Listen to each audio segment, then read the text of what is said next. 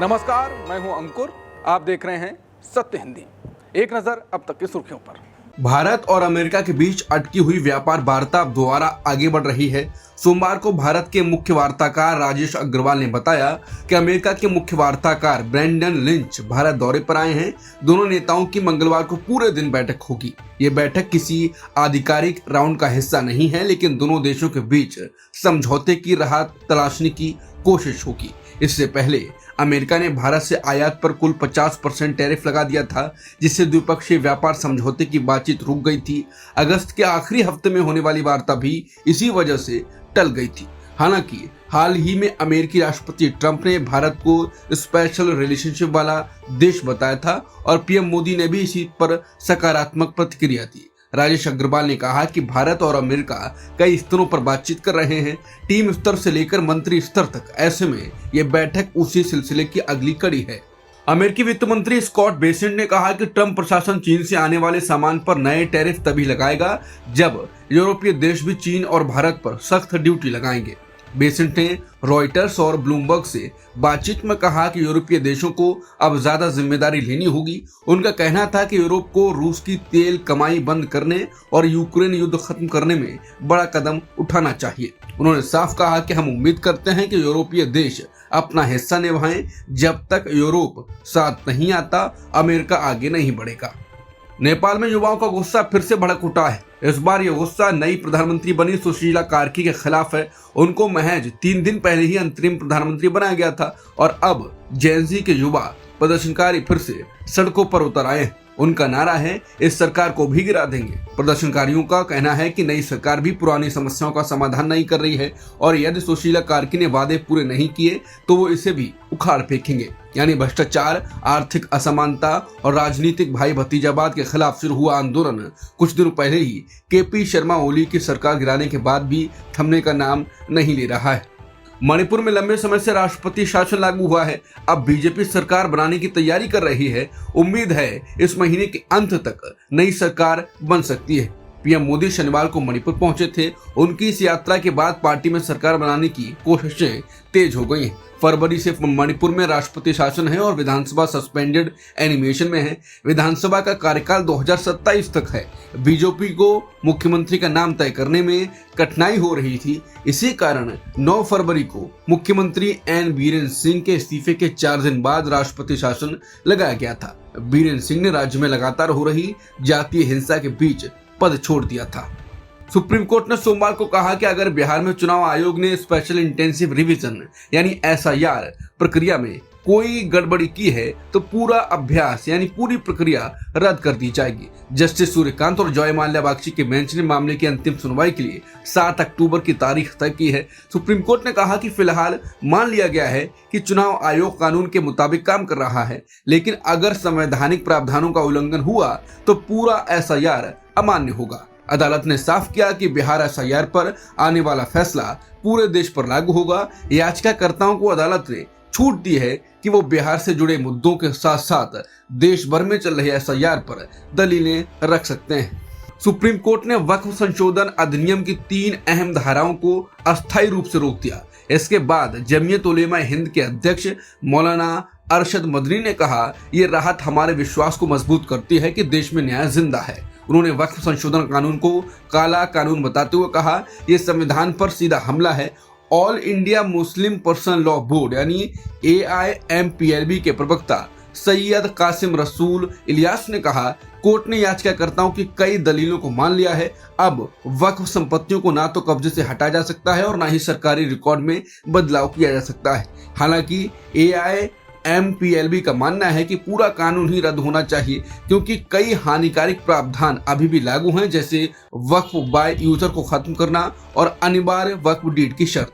All India मजलिस मुशावरत के अध्यक्ष नवैद हामिद ने भी फैसले का स्वागत किया और कहा कि वक्फ संपत्ति का फैसला अब कलेक्टर नहीं बल्कि वक्फ ट्रिब्यूनल करेगा। उन्होंने इसे बीजेपी सहयोगी दलों यानी TDP और JDU के लिए चेतावनी में बताया।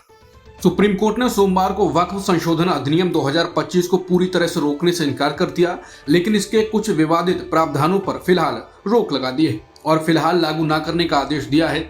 मुख्य न्यायाधीश BR गवई और न्यायमूर्ति AG मसीह की बेंच ने कहा, इन धाराओं के कारण वक्फ संपत्तियों और अधिकारों पर मनमाना असर पड़ सकता है। सुप्रीम कोर्ट ने फिलहाल कई संवेदनशील प्रावधानों पर रोक लगाई है ताकि वक्फ संपत्तियों के अधिकार सुरक्षित रहें और किसी भी पक्ष का नुकसान न हो। वक्फ कानून पर आज सुप्रीम कोर्ट ने अंतरिम फैसला सुनाया है। सुप्रीम कोर्ट ने किसी व्यक्ति को वक्फ बनाने के लिए कम से कम 5 साल से इस्लाम का अनुयायी होना चाहिए, ये प्रावधान रोक दिया। कोर्ट ने कहा कि इसके लिए राज्य सरकारों को पहले नियम बनाना जरूरी है। किसी संपत्ति को वक्फ मानने से पहले सरकारी अधिकारी की रिपोर्ट पर निर्भर रहने वाले प्रावधान पर भी रोक लगाई गई है। कोर्ट ने कहा कि कार्यपालिका को नागरिकों के अधिकार तय करने की अनुमति नहीं है।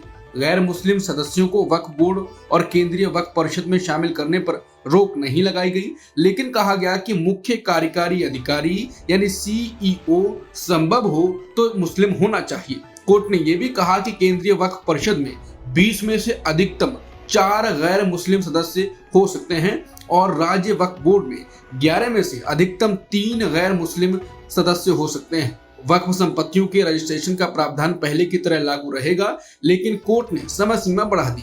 कोर्ट ने स्पष्ट किया कि यह आदेश सिर्फ प्रारंभिक है।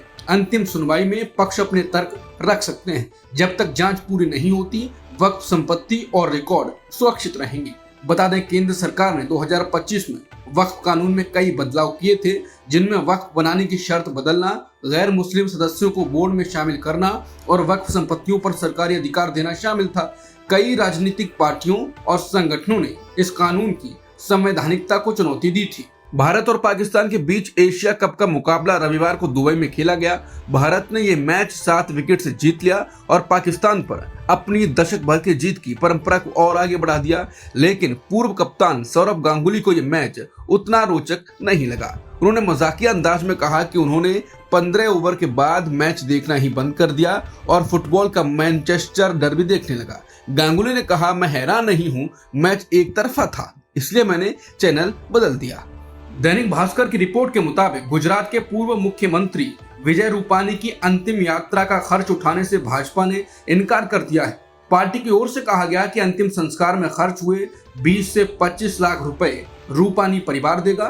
दिव्य भास्कर ने सूत्रों के हवाले से ये खबर थी। बताया है कि अंतिम यात्रा के दौरान फूल, टेंट और अन्य व्यवस्था करने वाले व्यापारी जुलाई में रूपानी के घर गए और परिवार से पैसे मांगे थे। परिवार को जब पता चला कि पार्टी की ओर से भुगतान नहीं हुआ तो उन्हें झटका लगा। हालांकि उन्होंने पैसे चुका दिए। दिव्य भास्कर को रूपानी के पारिवारिक मित्र ने बताया कि पैसे का सवाल नहीं है, लेकिन बीजेपी का ऐसा रवैया बेहद तकलीफदेह है और बेदर्दी भरा है।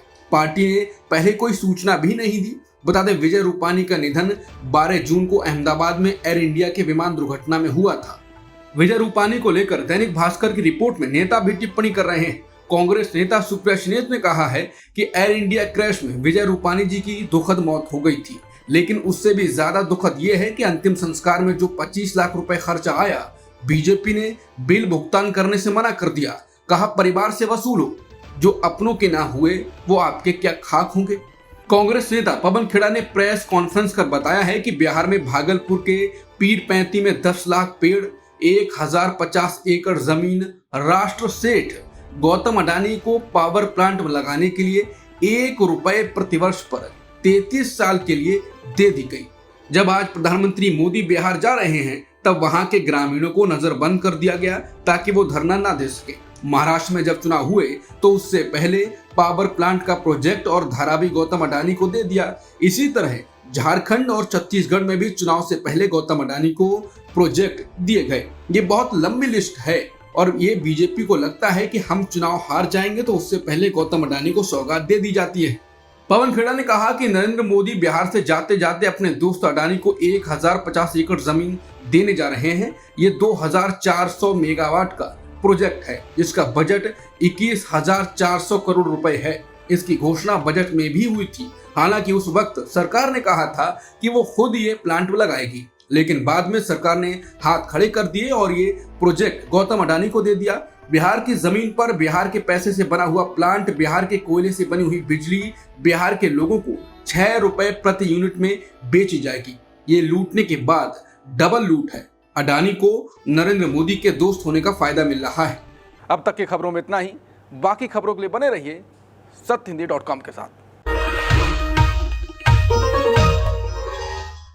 Copyright disclaimer under Section 107 of the Copyright Act 1976. Allowance is made for fair use for purposes such as criticism, comment, news reporting, scholarship, and research. Fair use is a use permitted by copyright statute that might otherwise be infringing.